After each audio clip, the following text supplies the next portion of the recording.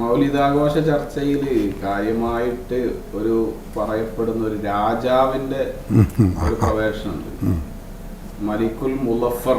അദ്ദേഹത്തെ ഒരു നല്ല രാജാവായിട്ട് അവതരിപ്പിക്കുന്നതിന് പകരം ഇങ്ങനെയൊക്കെ മൗലിദ് നടത്തിയ ഒരു രാജാവ് മാത്രമായിരുന്നു എന്ന് ചെറുതാക്കുന്ന ഒരു ശൈലി ഉണ്ടൊന്ന്. മറ്റൊന്ന്, അദ്ദേഹമാണ് ആദ്യമായിട്ട് തന്നെ മൗലിദ് ഉണ്ടാക്കിയത് എന്നൊരു തെറ്റിദ്ധരി. നമ്മളിപ്പോ ഇത്രയും ഒരുപാട് ഉദ്ദേശം പറഞ്ഞെങ്കിലും ഒരു രാജാവ് ഉണ്ടാക്കിയ കേവലം ഒരു രാജാവിന്റെ പ്രവർത്തനമാണ് എന്നൊരു തെറ്റിദ്ധരിപ്പിക്കലും നടക്കുന്നുണ്ട്. ഉസ്താദിന്റെ വായനയിൽ ശരിക്ക് മലിക്കുൽ മുളഫറിന്റെ ആ കാലത്ത് തന്നെയാണോ ഇങ്ങനത്തെ ഒരു മൗലിദിന്റെ പ്രവർത്തനം ആരംഭിക്കുന്നത്? അല്ലെങ്കിൽ നേരത്തെ പറഞ്ഞ രൂപത്തിൽ ഉണ്ടെങ്കിൽ പോലും കൃത്യമായിട്ട്, അഥവാ നമ്മുടെ ചില പണ്ഡിതന്മാര് തന്നെ രാജാവിന്റെ ശേഷം ഉണ്ടായി എന്ന് പറയുന്നുണ്ട്. അപ്പൊ അതിനെ എങ്ങനെയാണ് നമുക്ക് കൃത്യമായി വിശദീകരിക്കുന്നത്? കറക്റ്റ്, നല്ലൊരു ചോദ്യമാണത്. മലിക്കുൽ മുളഫർ എന്ന് പറയുന്ന മുളഫർ രാജാവാണ് ആദ്യമായി മൗലിദാഘോഷം ഇവിടെ ആരംഭിച്ചത് എന്ന ഒരു പ്രചാരണം ബോധപൂർവം ചിലർ നടത്താൻ ശ്രമിക്കുന്നുണ്ട്. യഥാർത്ഥത്തിൽ അത് ശരിയല്ല. മുളഫർ രാജാവ് തന്നെ ഈ മൗലിദ് നടത്താൻ അദ്ദേഹത്തിന് പ്രചോദനം മറ്റൊരു മൗലിദായിരുന്നു എന്ന് ചരിത്രത്തിൽ കാണാം. കിതാബുകളിൽ തന്നെ ഇഷ്ടംപോലെ കാണും, ഞാൻ അതിലേക്ക് കടക്കുന്നില്ല. അതാരാ? മൗസിൽ എന്ന് പറയുന്ന പ്രദേശത്തുള്ള ഒരു ഷെയ്ഖുൻ സ്വാലിഹായ ഒരാളുണ്ട്. അദ്ദേഹത്തെക്കുറിച്ച് പറയുന്നത് തന്നെ അയാളെ പേര് അറിയപ്പെടുന്ന ഉമറുൽ മുല്ല എന്ന പേരിൽ അറിയപ്പെടുന്ന വലിയ ഒരു പണ്ഡിതനുണ്ടായിരുന്നു. അദ്ദേഹം വലിയ സ്വാലിഹായ, ആളെ പേരെന്നെ ഷെയ്ഖുൻ സ്വാലിഹുൻ എന്നാണ്. ആ പേരിൽ അറിയപ്പെടുന്ന ഉമറുൽ മുല്ല എന്ന പേരിൽ അറിയപ്പെടുന്ന ഒരു മഹാമനീഷി, നല്ല ഒരു സ്വാലിഹായ ഒരു പണ്ഡിതനായ ഒരു മനുഷ്യൻ, അദ്ദേഹം മൗസിലിൽ വലിയ വിപുലമായ മൗലിദ് പരിപാടി നടത്തിയിരുന്നു. ആ മൗലിദ് കണ്ട് ആകൃഷ്ടനായിട്ടാണ് യഥാർത്ഥത്തിൽ മുളഫർ രാജാവ് തന്നെ ഇവിടെ മൗലിദ് നടത്തുന്നത്. അപ്പോൾ പിന്നെ ആദ്യം നടത്തിയത് മുളഫർ രാജാവാണ് എന്ന് പറഞ്ഞതിൽ എന്താ അർത്ഥമുള്ളത്? ഒരർത്ഥവുമില്ലാത്ത ഒരു വാദമാണത്. അപ്പോൾ മുളഫർ രാജാവ് മൗലിദ് നടത്തുന്നതിന് മുമ്പ് തന്നെ അഷേഖ് ഉമറുൽ മുല്ല എന്ന പേരിൽ അറിയപ്പെടുന്ന ഒരു മഹാമനീഷി മൗലിദ് മൗസിലിൽ തന്നെ, ആ നാട്ടിൽ തന്നെ, അദ്ദേഹത്തിൻ്റെ ഭരണപ്രദേശങ്ങളിൽപ്പെട്ട, അത് മുളഫർ രാജാവിൻ്റെ ഭരണപ്രദേശങ്ങളിൽപ്പെട്ട മൗസിലിൽ തന്നെ, ആ കാലത്ത്, അത് ഞാൻ പിന്നീട് പറയാം, ഇതൊന്ന് പറയട്ടെ. അപ്പോൾ ഈ മുളഫർ രാജാവ് തന്നെ മാതൃക സ്വീകരിക്കുന്നത് ആരിൽ നിന്നാണ്? ഉമറുൽ മുല്ലയിൽ നിന്നാണ്. അത് ഞാൻ പറയല്ല, ഇമാം നവവിയുടെ ഷെയ്ഖായ ബഹുമാനപ്പെട്ട ഇമാം അബൂ ഷാമ റളിയല്ലാഹു അൻഹു അവർ തൻ്റെ അൽ ബാഇസ് അല ഇൻകാരിൽ ബിദ്അഇ വൽ ഹവാദിസ് എന്നൊരു ഗ്രന്ഥമുണ്ട്. ആ ഗ്രന്ഥത്തിൻ്റെ പേരെന്നെ എന്താണെന്നറിയോ? അനാചാരങ്ങളും ബിദ്അത്തുകളും മറ്റ് അത്തരം അത് നടത്താൻ പാടില്ല എന്നും അതിനെ ശക്തമായി എതിർക്കുന്നതും എതിർക്കാൻ പ്രചോദിപ്പിക്കുന്നതുമായ ഒരു ഗ്രന്ഥം. അതിൻ്റെ പേരെന്നെ അൽ ബാഇസ് എന്ന, അൽ ബാഇസ് അല ഇൻകാരിൽ ബിദ്അഇ വൽ ഹവാദിസ്. ഉസ്താദാണ്. അവർ പറയുന്നത് ഈ നമ്മുടെ ഇസ്ലാം മതത്തിൽ അനാചാരങ്ങളോ വേണ്ടാത്തരങ്ങളോ ഉണ്ടാക്കാൻ പാടില്ല, അതിനെക്കുറിച്ച് ഇൻകാർ ചെയ്യാൻ, എതിർക്കാൻ പ്രചോദനം നൽകുന്ന കിതാബാണ്. ആ കിതാബിൽ ആ മഹാൻ പറയുന്നത് ഏറ്റവും നല്ല സുഹൃതമാണ് ഏത്? മൗലിദാഘോഷം. നോക്കണം നിങ്ങൾ, അത് റസൂലുള്ളാഹിയുള്ള മഹബത്ത് തഅലീം ഉണ്ട് എന്ന് ഞാൻ നേരത്തെ വായിച്ചു ഗ്രന്ഥം, അത് ആ കിതാബിലാണ്. അവിടെ അതല്ല വിഷയം. മഹാൻ അത് വിശദീകരിച്ചെടുത്ത് പറയുകയാണ്, അവിടെ മുളഫർ രാജാവ് നടത്തിയ മൗലിദാഘോഷത്തിന് അദ്ദേഹത്തിന് മാതൃക ആരായിരുന്നു? ഈ പറഞ്ഞ ഉമറുൽ മുല്ലയായിരുന്നു. ഇമാം അബൂ ഷാമ തങ്ങൾക്ക് പറഞ്ഞു, വക്കാന അവ്വലു മൻ ഫഅല ദാലിക ബിൽ മൗസിലി. മൗസിൽ എന്ന് പറയുന്ന ആ പട്ടണത്തിൽ ചെയ്ത ആള് ആരാ? അഷൈഖ് ഉമർ ഇബ്നു മുഹമ്മദ് അൽ മുല്ല. മഹാനവറുകളാണ്. അഹദു സ്വാലിഹീൻ അൽ മഷ്ഹൂരീൻ, പ്രസിദ്ധരായ വിശ്രുതരായ സൽവൃത്തരായ ആളുകൾ, സ്വാലിഹായി അറിയപ്പെടുന്നവരിൽ പെട്ടവരാണവർ. അതുണ്ട്, ഞാൻ പിന്നീട് അതിലേക്ക് കിടക്കും. മുളഫർ രാജാവ് പറഞ്ഞിട്ട് അതിനൊക്കെ പിന്നീട് വരാം. എന്നിട്ട് പറയുന്നു ഇമാം അബൂ ഷാമ, വബിഹി ഇഖ്തദാ ഫീ ദാലിക സാഹിബു ഇർബൽ. ഇർബൽ ഭരിച്ച രാജാവ് മുളഫർ രാജാവ്, അദ്ദേഹം മൗലിദ് ആഘോഷിക്കാൻ മാതൃക സ്വീകരിച്ചത് ഷെയ്ഖ് ഉമറുൽ മുല്ലയിൽ നിന്നാണ്. എങ്ങനെയുണ്ട്? എന്നിട്ട് ഇമാം അബൂശാമ പറയുന്നു റഹിമഹുമുല്ലാഹു തആല, അവർക്കൊക്കെ അള്ളാഹു റഹ്മത്ത് ചൊരിയട്ടെ, ഒരു വലിയൊരു സുഹൃതമാണ് ചെയ്തത്. ബിദ്അത്ത് ചെയ്തവരെ പറ്റി അങ്ങനെ പറയോ? റഹ്മത്തുള്ളാഹി ചെല്ലോ. അൽ ബാഇസ് അലാ ഇൻകാരിൽ ബിദ്അഇ വൽ ഹവാദിസ് എന്ന ഗ്രന്ഥത്തിന്റെ 21-ാമത്തെ പേജിൽ ഇമാം നവവിയുടെ ഉസ്താദാണ്. ഹിജറ 665 അബൂശാമ എന്നവർ വഫാത്താകുന്നത്, ഇന്നും ഇന്നലെയല്ല, 665. അപ്പോൾ ഞാൻ പറയുന്നത്, മുളഫർ രാജാവാണ് ആദ്യമായി മൗലിദ് തുടങ്ങിയത് എന്നത് ഒരു തീർത്തും അടിസ്ഥാനരഹിതമായ ഒരു ആരോപണമാണ്. ഇദ്ദേഹത്തിന് തന്നെ മാതൃക ആരാ? ഉമറുൽ മുല്ല എന്ന് പറയുന്ന അക്കാലത്ത് മഷ്ഹൂറായ ഒരു സ്വാലിഹായ മനുഷ്യനാണ്. അക്കാലത്ത് വലിയൊരു സ്വാലിഹായ നല്ലൊരു വ്യക്തിയാണ്. ഇനി അദ്ദേഹത്തിന് ഒരു മാതൃക വേറുണ്ടാവുമല്ലോ അതേമാതിരി. അപ്പോൾ അതങ്ങനെ ആ ശൃംഖല അങ്ങോട്ട് പോവുകയാണ്. അപ്പോൾ ആദ്യമായി മൗലിദ് തുടങ്ങിയത് മുളഫർ രാജാവാണ് എന്നത് ശരിയല്ല എന്ന് പറയാനാണ് ഞാനിത് ഓർമ്മപ്പെടുത്തിയത്. എന്നാൽ ചില ഗ്രന്ഥങ്ങളിൽ കാണും മുളഫർ രാജാവാണ്. ആ പറഞ്ഞതിൻ്റെ അർത്ഥം എന്താ, നമ്മൾ നല്ലോണം ശ്രദ്ധിക്കണം. അതാണ് ഇവർ ദുരുപയോഗപ്പെടുന്നത്. അതെ, അവിടെ ഏറെക്കുറെ ഗ്രന്ഥങ്ങളിലും കാണാം, ഇന്നമാ ഹദസു അല്ലെങ്കിൽ ഇന്നമാ ഫഅലഹു മിനൽ മുലൂക്കി അല്ലെങ്കിൽ മിന സലാത്തീനി, ഭരണാധികാരികളിൽ നിന്ന്, രാജാക്കളിൽ നിന്ന് രാജകീയ പ്രൗഢിയോടെ ചെയ്തത് ആരാണ്? അത് മുളഫർ രാജാവാണ്. അവധിയായി പ്രഖ്യാപിച്ചത് അതാണ് പ്രധാനമന്ത്രി എന്ന നിലയ്ക്ക്. എന്നതുപോലെ ഒരു രാജകീയ പ്രൗഢിയോടെ, രാജാവിൻ്റെ പ്രത്യേക താല്പര്യത്തിൽ രാജകീയ പ്രൗഢിയോടെ നടത്തിയത് ആരാണ് എന്നാണ്, മുളഫർ രാജാവാണ് എന്നാണ് ആ പറഞ്ഞതിൻ്റെ അർത്ഥം. അല്ലാതെ ലോകത്ത് ആദ്യം മൗലിദ് നടത്തിയത് മുളഫർ രാജാവാണ് എന്നത് തീർത്തും അസംബന്ധമാണ്, അടിസ്ഥാനരഹിതമാണ് എന്ന് ഓർക്കണം. എന്തുകൊണ്ട്? ഞാൻ അവിടെ ഒരു പോയിന്റ് കൂടി പറയാം. കാരണം നമ്മൾ നേരത്തെ പറഞ്ഞു റഹ്ലത്തു ഇബ്നു ജുബൈർ, ഇതാ നേരത്തെ നമ്മൾ പറഞ്ഞല്ലോ, ഇമാം ഇബ്നു ജുബൈർ റഹിമഹുല്ല തൻ്റെ യാത്രാ അനുഭവങ്ങൾ എഴുതിയതാണ് ഈ ഗ്രന്ഥത്തിൽ. ഇബ്നു ജുബൈർ അവിടെ പറഞ്ഞല്ലോ, മക്കയിൽ മൗലിദാഘോഷം നടക്കുന്നുണ്ട്, റസൂൽ ജനിച്ച സ്ഥലത്ത് വരുന്നതും അവിടെ സന്ദർശിക്കുന്നതും, റബീഉൽ അവ്വൽ 12-നും ആ റബീഉൽ അവ്വലിലെ ആദ്യത്തെ തിങ്കളാഴ്ചയും ഒക്കെ സന്ദർശനം നടത്തുന്നത്, മക്കയിൽ നടക്കുന്നത് നേരിട്ട് അനുഭവിച്ച് അത് വളരെ സന്തോഷത്തോടെ രേഖപ്പെടുത്തിയതാണ് ഇമാം ഇബ്നു ജുബൈർ. ഈ ഇബ്നു ജുബൈർ റഹിമഹുല്ല എന്നാണ് ജനിക്കുന്നത് എന്ന് ഓർക്കണം. 539 മഹാൻ ജനിക്കുന്നത്, ഹിജറ 539. മുളഫർ രാജാവ് മരണപ്പെടുന്നത് ഹിജറ 630. ഹിജറ 630. 630. അപ്പോൾ അതിന് മുമ്പാണ് നമ്മൾ ജനിക്കുന്നത്. ഹിജറ 630 മരിക്കുന്ന, വഫാത്താകുന്ന മുളഫർ രാജാവാണ് ആദ്യമായി മൗലിദാഘോഷം നടപ്പിലാക്കിയത് എന്ന് പറയുമ്പോൾ ഇമാം ഇബ്നു ജുബൈർ റഹിമഹുല്ല തൻ്റെ ഈ കിതാബിൽ രേഖപ്പെടുത്തിയത് എന്താവും? കാരണം അദ്ദേഹം ജനിക്കുന്നത് ഹിജറ 539. ഹിജറ 539 ജനിച്ച ഇബ്നു ജുബൈർ റഹിമഹുല്ല തൻ്റെ പര്യടനത്തിൽ മക്കയിൽ നടന്ന മൗലിദാഘോഷം വിവരിക്കുകയാണ്. കൃത്യമായി അദ്ദേഹം രേഖപ്പെടുത്തി വെച്ചതാണ്. അദ്ദേഹം പറയുന്നത് അന്നാണ് മക്കയിൽ ആദ്യമായിട്ട് മൗലിദാഘോഷം തുടങ്ങുന്നതെന്നല്ല, ഇത് നേരത്തെ പരമ്പരാഗതമായി നടന്നുകൊണ്ടിരിക്കുന്ന ഒരു കാര്യം അദ്ദേഹം രേഖപ്പെടുത്തി വെച്ചതാണ്. നമ്മൾ ചിന്തിക്കണം. അപ്പോൾ എന്തായാലും മുളഫർ രാജാവിൻ്റെ മുമ്പ് തന്നെ മക്കയിലെ മൗലിദാഘോഷ പരിപാടി നടന്നിരുന്നു എന്ന കാര്യം വ്യക്തമാണ്, കൃത്യമാണ്, സംശയത്തിന് അതീതമാണ്. അപ്പോൾ മുളഫർ രാജാവാണ് ആദ്യമായി മൗലിദാഘോഷം നടപ്പാക്കാൻ തുടങ്ങിയത് എന്ന് പറയുന്നത് മൗഢ്യമാണ് എന്ന കാര്യം ഉറപ്പായി. കാരണം അതിൻ്റെയും മുമ്പ് മക്കയിൽ റസൂലുള്ളാഹി തങ്ങൾ ജനിച്ച ആ ദിവസത്തിൽ റസൂലുള്ള ജനിച്ച ആ സ്ഥലം പോയി മക്കത്തുള്ള ആളുകൾ അവിടെ ചെന്ന് ആ സ്ഥലത്തെ സന്ദർശിക്കുന്നു എന്ന് പറയുമ്പോൾ അന്നത്തെ മൗലിദാഘോഷത്തിൻ്റെ ഭാഗമായ ഒരു കർമ്മമാണ് അവരാ ചെയ്യുന്നത്. നോക്ക് നിങ്ങൾ. അപ്പോൾ റസൂലുള്ളാഹി സ്വല്ലല്ലാഹു അലൈഹി വസല്ലമ തങ്ങൾ ജനിച്ച ആ സ്ഥലം സന്ദർശിച്ചുകൊണ്ടുള്ള ഒരു മൗലിദാഘോഷം, ഞാൻ പറഞ്ഞല്ലോ ഓരോ കാലത്തും ശൈലിയിലും രൂപത്തിലും ഭാവത്തിലും മാറ്റം ഉണ്ടാവുമെന്ന് ഞാൻ പറഞ്ഞല്ലോ. ഇത് ഹിജറ 539 ജനിച്ച ഇമാം ഇബ്നു ജുബൈർ റളിയല്ലാഹു അൻഹുവിൻ്റെ ഗ്രന്ഥമാണ്. അതേ അവസരത്തിൽ നേരത്തെ നമ്മൾ പറഞ്ഞ മക്കയിലെ മൗലിദാഘോഷം മുഹമ്മദ് ഇബ്നു ഇസ്ഹാഖ് അൽ ഖുവാർസമി ഒരു നൂറ്റാണ്ട് കഴിഞ്ഞു. ഒരു 1.5 നൂറ്റാണ്ട് കഴിഞ്ഞതിന് ശേഷമുള്ള മൗലിദാഘോഷത്തിൽ വീണ്ടും ശൈലി മാറ്റം ഉണ്ടായി. ഞാൻ പറഞ്ഞല്ലോ 3 ദിവസം അത് തന്നെ, ഒരു രാവിലെ പ്രഭാഷണം, 2-ാം രാവിലെ അങ്ങനെ സിയാറത്ത്, 3-ാം രാവിലെ കഅബ തുറന്ന് അവിടെ അതിലേക്ക് പ്രവേശിക്കുന്നു, അവിടെ നിസ്കരിക്കുന്നു. എന്നിട്ട് അവിടെ നിന്ന് അവർ വരിയായി പിന്നെ എങ്ങോട്ട് നീങ്ങുകയാണ്? ഒരു ഘോഷയാത്ര പോലെ ജനിച്ച സ്ഥലത്തേക്ക് റസൂലുള്ളാഹി തങ്ങൾ ജനിച്ച ആ വീട്ടിലേക്ക് അവർ പോകുന്നു, അവിടെ സന്ദർശിക്കുന്നു, അവിടെ കണ്ടവർ ബറക്കത്തെടുക്കുന്നു. അതോ അവിടെ 3 ദിവസമായി പരിപാടികൾ കൂടി. അതേ അവസരത്തിൽ ഹിജ്റ 539 ജനിച്ച ഇബ്നു ജുബൈറിന്റെ മൗലിദാഘോഷത്തിന്റെ രൂപം ഒന്ന് വേറെ. ഒരു 1.5 നൂറ്റാണ്ട് കഴിഞ്ഞപ്പോൾ ശൈലി പിന്നെയും മാറി.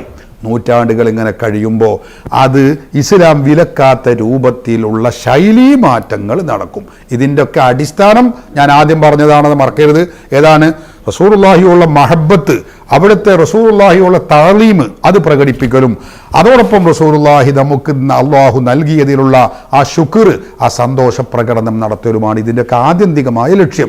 അത് വിവിധ രൂപത്തിൽ ഓരോ കാലത്തും നടന്നുകൊണ്ടിരിക്കുന്നു. അപ്പോൾ മുളഫർ രാജാവാണ് ആദ്യമായി ഇത് നടത്തിയത് എന്ന ആ പ്രചാരണം ശരിയല്ല എന്ന് വളരെ വ്യക്തമായി മനസ്സിലായി. അതുകൊണ്ടാണ് നോക്കി ഈ വിഷയം പറഞ്ഞിടത്ത് തഫ്സീർ റൂഹുൽ ബയാനിൽ ഒരു ഉദ്ധരണിയുണ്ട്. അതെന്താ നമ്മൾ കാണാം. അവ്വലു മൻ അഹ്ദസഹു മിനൽ മുലൂക്കി, ആദ്യം ഉണ്ടായത് എന്നല്ല, രാജാക്കന്മാരിൽ നിന്ന് ആ മലിക്ക് രാജാക്കന്മാർ അവരിൽ നിന്ന് ഇതാദ്യമായി ഉണ്ടാക്കിയത് സാഹിബു ഇർബൽ ഭരിച്ച രാജാവ് മുളഫർ രാജാവാകുന്നു. എത്ര കൃത്യമാണ് ഈ വരി. രാജാക്കന്മാരിൽ രാജകീയ പ്രൗഢിയോടെ നടത്തിയത് വളരെ വിപുലമായ രൂപത്തിലായിരുന്നു ആ മൗലിദ് ആഘോഷം. വേറെ ഇഷ്ടമാണ് നമുക്ക്, അത് നമ്മൾ മനസ്സിലാക്കേണ്ടതാണ്. അപ്പൊ ചുരുക്കത്തിൽ മുളഫർ രാജാവാണ് ആദ്യമായി നടത്തിയത് എന്നതിന് ഒരർത്ഥവുമില്ല, ആ പരാമർശം ശരിയുമല്ല. രാജകീയമായ പ്രൗഢിയോടെ നടത്തിയതിൽ ആദ്യത്തെയാൾ ആരാണ്? മുളഫർ രാജാവാണ് എന്നത് അവർക്ക് ലഭിച്ച ചരിത്രങ്ങളെ മുന്നിൽ വെച്ചുകൊണ്ട് അവർ പറയുന്നു. ഒരു പക്ഷേ ഇനിയും ചരിത്രങ്ങൾ പരതുമ്പോൾ അതിനെ മുമ്പ് നടത്തിയ ആളുകളെയും ഒരു പക്ഷേ നമുക്ക് കണ്ടെത്താൻ കഴിയും. അതാണ് ഞാൻ പറഞ്ഞത്, ശൈലി മാറ്റമാണ് അവിടെയൊക്കെ നടക്കുന്നത്. മുളഫർ രാജാവ് വളരെ വിപുലമായ രൂപത്തിൽ നല്ല ഭക്ഷ്യ വിഭവങ്ങൾ വെച്ച് ഹബീബായ റസൂലുള്ളാഹി തങ്ങളുടെ മൗലിദ്, വലിയ മൗലിദ്, ഹാഫിദ് അബുൽ ഖത്താബ് ഇബ്നു ദുഹയ എന്ന മഹാപണ്ഡിതൻ, അക്കാലത്തുള്ള വലിയ പണ്ഡിതനാണ്, അവർ രചിച്ച തൻവീർ ഫി മൗലിദിൽ ബഷീർ നദീർ എന്ന ഒരു മൗലിദ് കിതാബ് തന്നെ സ്വന്തമായി ഉണ്ടാക്കിയതാണ്. ഇതിൽ ഇവിടെ ഓതാൻ അത് ഉണ്ടാക്കിയപ്പോൾ 1000 സ്വർണ്ണ നാണയാണ് രാജാവ് ആർക്ക് സമ്മാനം നൽകിയത്? ഇബ്നു ദുഹയ്യക്ക്. ഈ മൗലിദ് ഓതാനുള്ള മൗലിദ് ഉണ്ടാക്കി കൊടുത്ത ഇബ്നു ദുഹയ്യക്ക് നൽകിയത് ഇതാണ്. അപ്പോൾ നോക്കുങ്ങൾ എത്ര വലിയ ഒരു മൗലിദായിരുന്നു അന്ന്.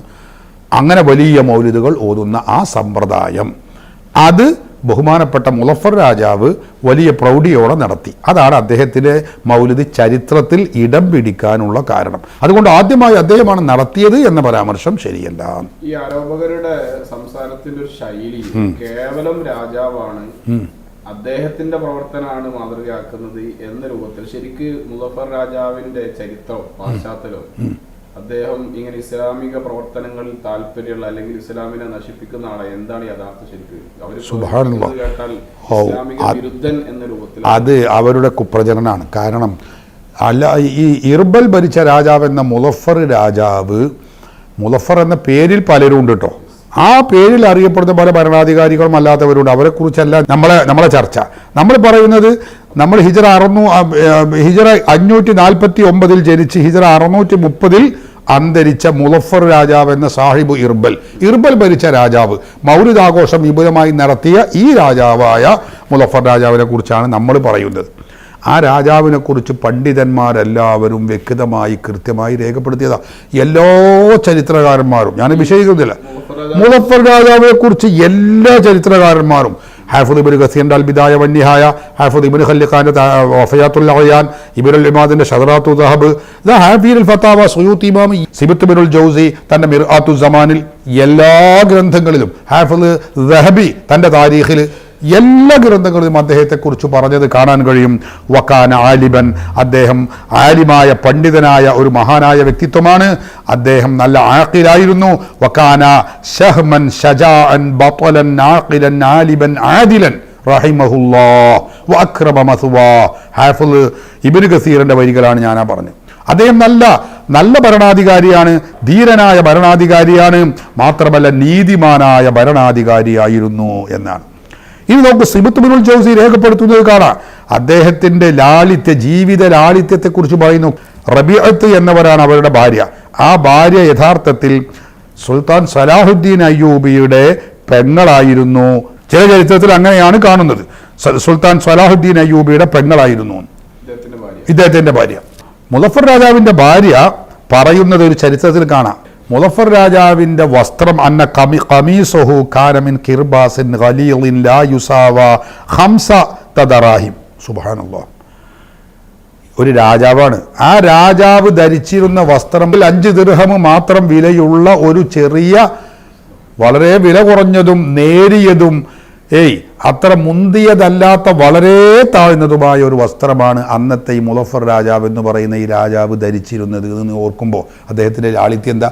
നമ്മുടെ നാട്ടിലെ ഭരണാധികാരികളൊക്കെ ഓരോ പര്യടനത്തിലും എത്ര ലക്ഷങ്ങളുടെ വസ്ത്രം ചമച്ചുകൊണ്ടാണ് നടക്കുന്നത്. നമ്മൾ ഓർക്കണം, മഹാനായ ഈ മുളഫർ രാജാവ് അദ്ദേഹം ആകെ 5 ദിർഹം വിലയുള്ള ഒരു ഖമീസായിരുന്നു ധരിച്ചിരുന്നത്. കാലത്ത് ദാലിക. ഭാര്യ പറയാ, എൻ്റെ ഭർത്താവും രാജാവുമായ മുളഫർ രാജാവിൻ്റെ ഈ പ്രവണത കാണുമ്പോൾ, ഈ വസ്ത്രം കാണുമ്പോൾ എനിക്കെൻ്റെ ഒരു വിഷമം. അങ്ങനെയാണല്ലോ ഭാര്യമാർ. അപ്പോൾ ഞാൻ ആ വിഷയം മൂപ്പരോട് പറഞ്ഞു, അത് ഒരു ആക്ഷേപ സ്വരത്തിൽ പറഞ്ഞു, നിങ്ങൾ ഈ നാട്ടിലെ രാജാവാണ്, അത് നിങ്ങൾ ഓർക്കണം.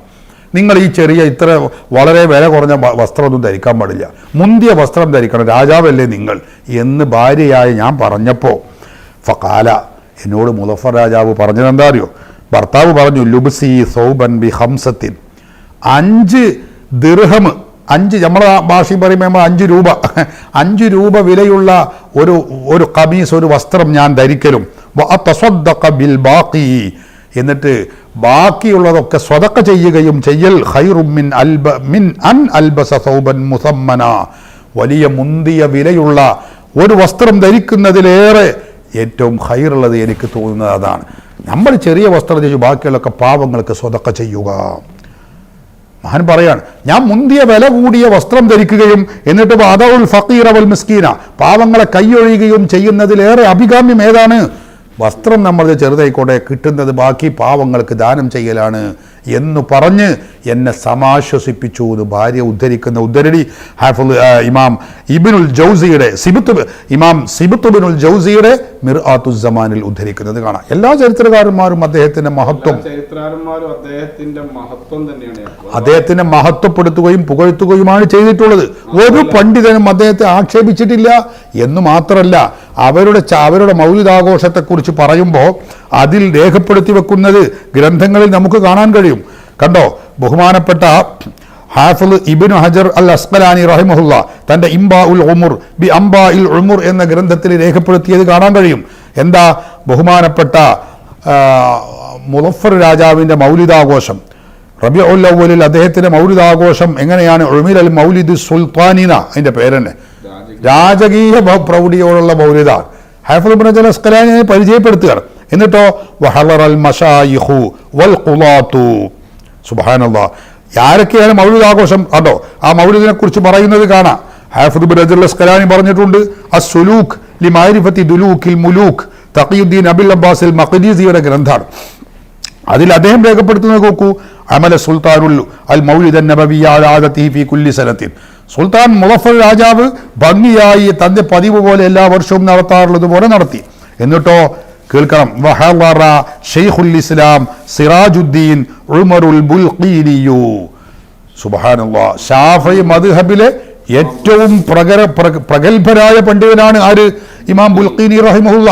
ആ ഇമാം ബുൽഖീനി തങ്ങൾ എത്രയോ നിരവധി കിതാബുകൾ, നമ്മളെ ഫത്ഹുൽ മുഈൻ, തുഹഫ ഒക്കെ ഉൾപ്പെടെയുള്ള ഗ്രന്ഥങ്ങളിൽ അദ്ദേഹത്തിന്റെ കിതാബുകൾ രേഖപ്പെടുത്തും. കണ്ടോ, എന്റെ കയ്യിലിതാ ഫതാവുൽ ബുൽഖീനി, എത്രയോ വാല്യങ്ങളുള്ള ഫതാവുൽ ബുൽഖീനി അദ്ദേഹത്തിന്റെ. ഇങ്ങനെ ഒട്ടേറെ ഗ്രന്ഥങ്ങളുള്ള മഹാനാണ് ഇമാം ബുൽഖീനി. ആ ഇമാം ബുൽഖീനി തങ്ങൾ, ഷെയ്ഖുൽ ഇസ്ലാം സിറാജുദ്ദീൻ ഉമർ അൽ ബുൽഖീനി തങ്ങൾ എന്തു ചെയ്യും? ആ മൗലിദിൽ പങ്കെടുക്കും. അത് ബിദ്അത്താണ്, അത് അനാചാരമാണ്, അത് ശിർക്കാണ്, അത് നിർത്തണം എന്നല്ല പറയുന്നത്. അന്നൊക്കെ പണ്ഡിതന്മാർ പറഞ്ഞാൽ ആ പറഞ്ഞതുപോലെ അവരുടെ വാക്കിന് വിലയുള്ള കാല. പക്ഷേ മഹാനായ ഇമാം ബുൽഖീനി തങ്ങൾ സിറാജുദ്ദീൻ ഉമർ അൽ ബുൽഖീനി എന്തു ചെയ്യുന്നു? അവർ ഈ മൗലിദിൽ പങ്കെടുക്കുന്നു. വശൈഖ് ഇബ്രാഹിം ഇബ്നു സഖാഅത്ത് അവർ പങ്കെടുക്കുന്നു. വഖുലാത്തുൽ ഖുലാത്തി, അന്നുള്ള വലിയ വലിയ ഖാളിമാർ പങ്കെടുക്കുന്നു. വഇദ്ദത്തുൻ മിൻ ശുയൂഖിൽ ഇൽമി, ഇൽമിന്റെ ആലിമീങ്ങളായ ആലിമീങ്ങളുടെ ശുയൂഖുകൾ, ശൈഖന്മാരായ വലിയ മഹാപണ്ഡിതന്മാർ അന്ന് പങ്കെടുക്കുന്നു. സുബ്ഹാനല്ലാഹ്. എന്നിട്ട് ഇരിക്കുന്ന രൂപം നോക്കി നിങ്ങൾ, അവരൊക്കെ സംബന്ധിക്കുമ്പോൾ ജലസത് സുൽത്താനും, സുൽത്താൻ അവിടെ ഇരിക്കും. വാൻ യമീനിഹി, രാജാവിന്റെ വലതുഭാഗത്തായി ഇമാം ബുൽഖീനി ഇരിക്കും. വബ്നു സഖാൾ, അതൊക്കെ വലിയ പണ്ഡിതരാണെന്നല്ലേ. അവരിയ്ക്കും വലിയ വലതു ഭാഗത്ത്. വാൻ യസാരിഹി രാജാവിന്റെ ഇടതു ഭാഗത്ത് തന്നെ ഇരുത്തും ആരെ അഷെയ്ഖ് അബു അബ്ദുല്ലാഹിൽ മഗ്റബി, ഷെയ്ഖ് അബു അബ്ദുല്ലാഹിൽ മഗ്റബിയെ അവിടെ അടുത്തിരുത്തും. തഹത്തുൽ ഖുലാത്തു ഒരുപാട് ഖാളിമാർ അദ്ദേഹത്തിന്റെ കീഴിലുണ്ട്. അങ്ങനെയുള്ള വലിയ മഹാപണ്ഡിതനാണ് അദ്ദേഹം. വഹളറൽ ഉമറാഉ അവിടെയുള്ള ഭരണാധികാരികൾ വന്നിരിക്കും. ജലസു അല ബേദി മിന്നു രാജാവിൽ നിന്ന് കുറച്ച് വിട്ടിട്ട് അവരിയ്ക്കൽ. ആ ഇരുത്തം വരെ നമ്മുടെ മൗലിദിന്റെ മജ്ലിസ് ഉണ്ടല്ലോ, ആ മജ്ലിസിന്റെ രൂപം വരെ പണ്ഡിതന്മാർ വിശദീകരിക്കുകയാണ്. സുബ്ഹാനല്ലാഹ്. അങ്ങനെ അവിടെ ഖുർആൻ ഓതും. കണ്ടോ, ഫലമ്മ ഫറഗൽ ഖുർആഉ മിൻ ഖിറാഅത്തിൽ ഖുർആൻ, ആദ്യം ഖുർആൻ ഓതും. അത് ഓതിക്കഴിഞ്ഞാൽ ഖാമൽ വുആലു പ്രഭാഷകർ, റസൂലുള്ളാഹിന്റെ മദ്ഹ് പറയുന്ന പ്രഭാഷകർ വാഹിദൻ ബഅദ വാഹിദിൻ, ഓരോരുത്തർക്ക് ശേഷം ഓരോരുത്തർ വരും, പ്രഭാഷണം നടത്തും. റസൂലുള്ളാഹിന്റെ മൗലിദോതും തൻവീർ ഫി മൗലിദിൽ ബഷീർ നദീർ എന്ന് പറയുന്ന മൗലിദോതും. അതൊക്കെ കഴിഞ്ഞിട്ട് ഫദഫാലി കുല്ലി മിന്നും സുറത്തൻ ഫിഹാ 400 ദിർഹമി ഫിദ്ദത്തിൻ, 400 ദിർഹമിന്റെ ഒരു വെള്ളി കിറ്റ് ഓരോ പണ്ഡിതനും നൽകുകയും. അതൊക്കെ അതിന്റെ വിശദമായ പറയുന്നുണ്ട്. സമയം വൈകുന്നത് കൊണ്ട് ഞാനിപ്പോൾ അതിലേക്ക് കടക്കുന്നില്ല. അപ്പോ ഇതൊക്കെ പണ്ഡിതന്മാർ രേഖപ്പെടുത്തി വെച്ചതാണ്. ശരിക്കും രാജാവ് പണ്ഡിതന്മാരുടെ പിന്തുണയോടെ, പണ്ഡിതന്മാരുടെ സർവ്വ അക്കാലത്ത് അവിടെയുള്ള സർവ്വ പണ്ഡിതരുടെയും പിന്തുണയോടെയാണ് ഈ മൗലിദ് ആഘോഷം നടന്നത്. സംയുക്തമായ മീലാദ് പരിപാടിയാണ്. പണ്ഡിതന്മാരെ സംബന്ധിച്ച് അന്ന് ഇത്ര സാമ്പത്തിക അഭിവൃദ്ധി ഉണ്ടാവില്ലല്ലോ. അപ്പൊ അതുകൊണ്ട് രാജാവിന്റെ സാമ്പത്തിക അഭിവൃദ്ധി കൂടി പിന്തുണയോടെയാണ് ഈ മൗലിദ് നടക്കുന്നത്. അക്കാലത്തുള്ള ഏറ്റവും വലിയ പ്രമുഖരാണ്. യാതൊരു അടിസ്ഥാനവും ഇമാം ബുൽഖീരി എന്നൊക്കെ പറഞ്ഞ ആ കാലത്തുള്ള ഏറ്റവും വലിയ പണ്ഡിതരുടെ നേതാവാണ്. അവരാണ് ഇതിൽ പങ്കെടുക്കുന്നത്. അവരാരും നിഷേധിക്കല്, എതിർക്കല്ല. അക്കാലത്തുള്ള ഖാദിൽ ഖുലാത്തുകളായ വലിയ മഹാപണ്ഡിതന്മാർ അവരൊക്കെ ഇതിനെ സപ്പോർട്ട് ചെയ്യുകയാണ്. ഇങ്ങനെയൊക്കെ വ്യക്തമായി ചരിത്രം രേഖപ്പെടുത്തി വെച്ച മുളഫർ രാജാവിനെ അദ്ദേഹം ഒരു വലിയ സുഹൃതം ചെയ്തു എന്നതിൻ്റെ പേരിൽ അദ്ദേഹത്തെ താറടിക്കുക എന്നത് മാന്യതയുള്ളവർക്ക് ഭൂഷണമല്ല എന്ന് മാത്രമേ അതേക്കുറിച്ച് പറയാനുള്ളൂ.